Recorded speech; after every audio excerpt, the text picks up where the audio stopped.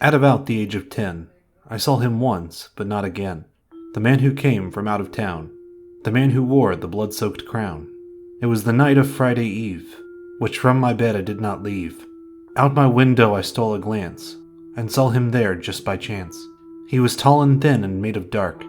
His mere presence made my dogs bark, for from his shape he whistled high, a tune so eerie I can't deny.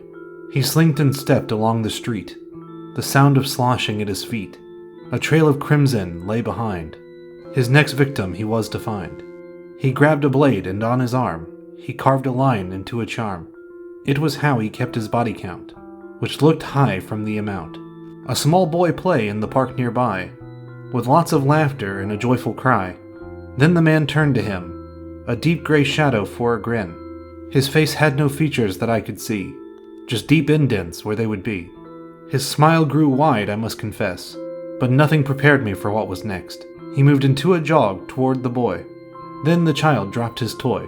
He screamed for help, but no one came. He called Mom, Dad, and then a name. A name I had not heard before, but had seen a few times or maybe more.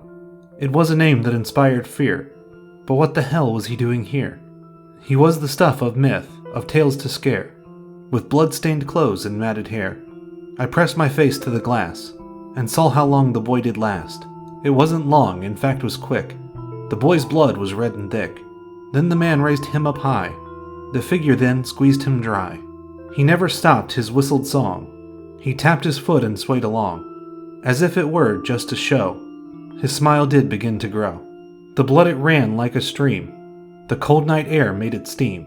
He threw the body to the ground. It did not move or make a sound. The boy was dead, but he wasn't done. The figure laughed as though it were fun. He pulled a saw and began to cut. Not the head, just everything but. It wasn't till he had done his task that the man began to laugh. He threw the bits around the park, but by this time it was getting dark. I could not see what happened next. I just ran over to my desk. His noise grew loud, and from what I could hear, was almost whispered in my ear.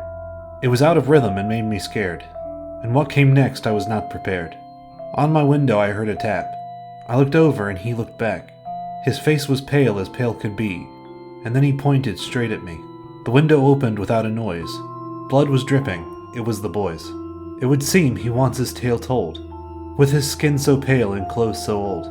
I sit here writing as he watches, and on his charm he's carving notches. I'm aware that he can see the words I write in front of me. I hope he decides to show remorse. Wishful thinking on my part, of course.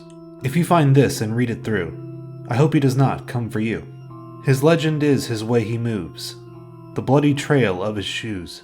In stories and song you'll find him there. Please make sure you are prepared, for if you hear his offbeat tune, then he might be after you. He has his hand upon my shoulder. The room was warm, but now is colder. I must end this tale of him, the story of the bloodied king. At about the age of 10, I saw him once, but not again. The man who came from out of town. The man who wore the blood-soaked crown.